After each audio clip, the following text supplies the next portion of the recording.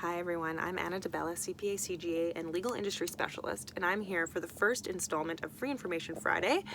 I am down at 253 Columbia, Gastown's only and newest lawyer-only office share, and I'm here to answer all your questions about law firm business, including trust accounting, profitability, or tech stacks. I had a lot of questions submitted to me for my first installment, but I did want to touch base on a few of the most popular questions that I was asked, and this is actually a two-part question. So the first question I was asked was, what is a tech stack? Anyone spending time with me lately has heard me say that word a lot because I'm working on my own business's tech stack right now. So tech stack is the main technologies that you use for operations of your business. I'm an accounting firm. The main softwares that I use are Xero for accounting, WagePoint for payroll, Harvest for time and billing, Asana for project management, and Office 365 for email and documents.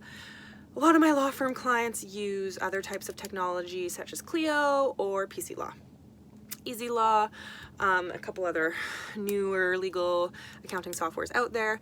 So this brings me to my next question, which is, I've heard a lot, and it was also submitted to me, and that is, should I switch my firm from PC Law to Clio? So PC Law is an older accounting software. It's a desktop software. Clio is a newer software. It's actually been around for a while, but it's sort of only being adopted by law firms in Vancouver more recently.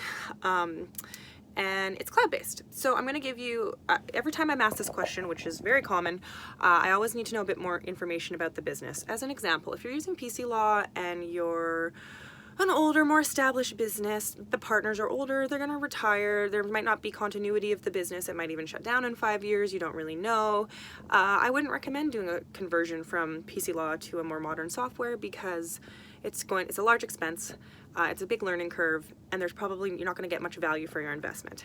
If you are less of an established firm or you have big goals and you're going to be around for a while, and I get asked that question, I always say, yeah, you're going to be doing a conversion probably out of PC Law into something new when the time is right. Is that time today? It kind of depends on your business. There's definitely pros and cons to PC Law and Clio, so I'll just wrap up by quickly going through those. PC Law is a full accounting and legal software, which means that it has a full accounting integration. It does all your accounting for you, as well as your time and billing, as well as a bit of practice management. That's a pro. The con is that it is old, it's on the desktop, it's got a lot of glitches, it doesn't integrate with any modern software, it's just quite inefficient to use. But it's a bit cheaper than Clio. Clio is more expensive. It's about $100 per user per month.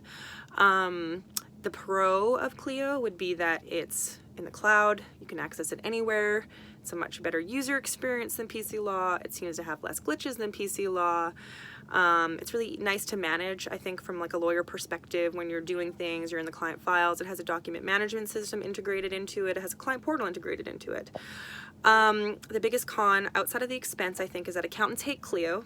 It doesn't really integrate that well with modern accounting software. It doesn't really do trust accounting that well. It has an integration, but it doesn't actually do any kind of bank recs or anything, so you have to get a bit creative with how you do your trust accounting.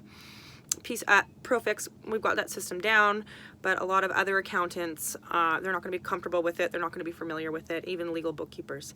So those are the pros and cons. Happy to answer more questions about PC Law and Clio. You can always book a bit of time with me.